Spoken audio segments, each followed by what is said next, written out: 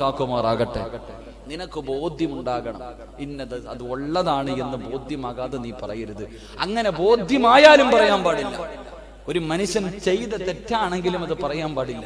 എന്റെ പ്രിയമുള്ള സഹോദരങ്ങളെ, ചരിത്രത്തിൽ കാണാം മഹാനായ സയ്യിദുന ഉമർ ഇബ്നുൽ ഖത്താബ് റളിയല്ലാഹു തആല.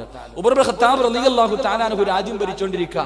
ഒരു ദിവസം ഇശാ നമസ്കാരം കഴിഞ്ഞിട്ട് അബൂ തൽഹ റളിയല്ലാഹു തആല അൻഹു തന്റെ വീട്ടിലേക്ക് നടന്നുപോയി. അന്നിത്തിരി താമസിച്ചു വീട്ടിൽ പോകാൻ. അന്നൽപ്പം താമസിച്ചു വീട്ടിൽ പോകാൻ അബൂ തൽഹ റളിയല്ലാഹു തആല അൻഹു ഇങ്ങനെ വീട്ടിലേക്ക് പോകുമ്പോ ഇരുട്ടത്ത് തലയിൽ തുണി ഇട്ടിട്ട് ഒരു മനുഷ്യൻ പതുങ്ങി പോകുന്ന ആ പോക്ക് കണ്ടപ്പോഴേ മനസ്സിലായി ഇതൊരു നല്ല പോക്കല്ല. അല്ലാഹുവേ, അബൂ തൽഹ റളിയല്ലാഹു തആല അൻഹു ചിന്തിച്ചു, റബ്ബേ, ഉമർ രാജ്യം ഭരിക്കുമ്പോൾ ഒരുത്തം പോകുന്ന ഇവനൊന്ന് പിടിക്കണമല്ലോ. ഇവൻ ആരാ? പാതിരാത്രി പതുങ്ങി പോകുന്നല്ലോ, ഇവനെ ഒന്ന് പിടിക്കണം, ഉമറിന്റെ മുന്നിൽ കൊണ്ടുപോകണം. അബൂ തൽഹ റളിയല്ലാഹു തആല അൻഹു പുറകെ പോയി. എവിടാ പോകുന്നേ? എന്റെ പ്രിയമുള്ള സഹോദരങ്ങളെ, ചരിത്രം പറയുന്നു, അവസാനം പതുങ്ങി ആരാരുമില്ലാതെ ഒറ്റയ്ക്കിരിക്കുന്ന ഒരു വീടിന്റെ മുന്നിൽ പോയി. അബൂ തൽഹ റളിയല്ലാഹു തആല നമ്മളാണെങ്കിൽ എന്ത് ചെയ്യുന്ന ചുമ്മാ നടന്നാ മതി, ഓനെ പിടിച്ചത് എങ്ങനെ കെട്ടിട്ടിരിക്കും. എങ്കിൽ ആ മനുഷ്യൻ അല്ലാഹുവേ തലയിൽ തുണിയിട്ടിട്ട് നടന്നൊരു വീടിന്റെ മുന്നിൽ ചെന്നു. അബൂ തൽഹ റളിയല്ലാഹു തആല അൻഹു പുറകെ പോയി. പടച്ചവനെ പോയി നോക്കുമ്പോ ഒരു വീടിന്റെ മുന്നിൽ ചെന്നിട്ട് അനുവാദം പോലും ചോദിക്കാതെ വീടിനകത്തേക്ക് കയറുക. അബൂ തൽഹ റളിയല്ലാഹു തആല അൻഹു നോക്കുമ്പോ വീടിന്റെ വാതിൽ തുറന്നിട്ട് അകത്തേക്ക് കയറുമ്പോൾ വീടിനകത്ത് കത്തിച്ചു വെച്ചിരിക്കുന്ന വിളക്കിന്റെ പ്രകാശത്തിൽ ആ മനുഷ്യന്റെ മുഖം കണ്ടു. മഹാനായ സയ്യിദുനാ ഉമർ ഇബ്നുൽ ഖത്താബ് റളിയല്ലാഹു. രാജ്യം ഭരിക്കുന്ന ഭരണാധികാരി പാതിരാത്രിയിൽ തലയിൽ തുണിയിട്ടിട്ട് ഒരു വീട്ടിൽ കയറി പോകാം. ഇതിൽ കൂടുതൽ എന്തേ തെളിവ് വേണ്ടേ? നമ്മളാണെങ്കിൽ എന്ത് ചെയ്യും? അല്ലാഹു പള്ളിയിലെ ഖത്തീബ് കാണുവാണെങ്കിൽ പെട്ടുപോയി. അല്ലാഹു ഇവിടുത്തെ ഉസ്താദ്മാരാന്നറിയില്ല. അല്ലാഹു കാക്കുമാറാകട്ടെ.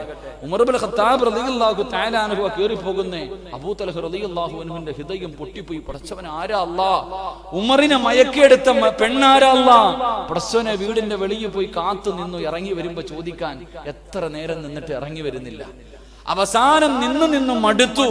അബൂ തൽഹ റളിയല്ലാഹു തആല അൻഹു വീടിന്റെ മുന്നിൽ ഒരു അടയാളം വെച്ച് കണ്ടുപിടിക്കാൻ ഇന്ന വീടാണെന്ന് അറിയണമല്ലോ. അടയാളം വെച്ചിട്ട് വീട്ടിൽ പോയി. കിടന്നിട്ടുറക്കം വരുന്നില്ല.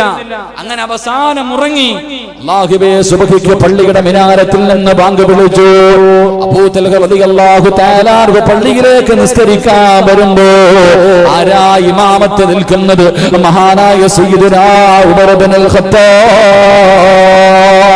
ഇന്നലെ പാതിരാത്രി തലയിൽ തുണിയിട്ടിട്ട് അനുവാദം ചോദിക്കാതെ ഒരു പെണ്ണിന്റെ കൂരയ്ക്കകത്തേക്ക് കയറിപ്പോയ പരിസരാ. പുറകിൽ നിന്ന് നമസ്കരിച്ചിട്ട് നമസ്കാരം ശരിയാകുന്നില്ല, മനസ്സിന് സമാധാനമില്ല, ചോദിക്കാൻ കഴിയില്ലല്ലോ. അബൂ തൽഹ റളിയല്ലാഹു തആല അൻഹു സലാം വീട്ടിയിട്ട് പള്ളിക്കകത്ത് നിന്നിറങ്ങുകയാണ്. നമസ്കാരം കഴിഞ്ഞ് പള്ളിയിൽ നിന്നിറങ്ങുകയാ. അടയാളം വെച്ച വീട്ടിലേക്ക് കടന്നു പോവുകയാ. പാതിരാത്രി അടയാളം വെച്ച വീടിന്റെ മുന്നിൽ ചെന്നിട്ട് അബൂ തൽഹ റളിയല്ലാഹു തആല അൻഹു സലാം പറയുകയാ.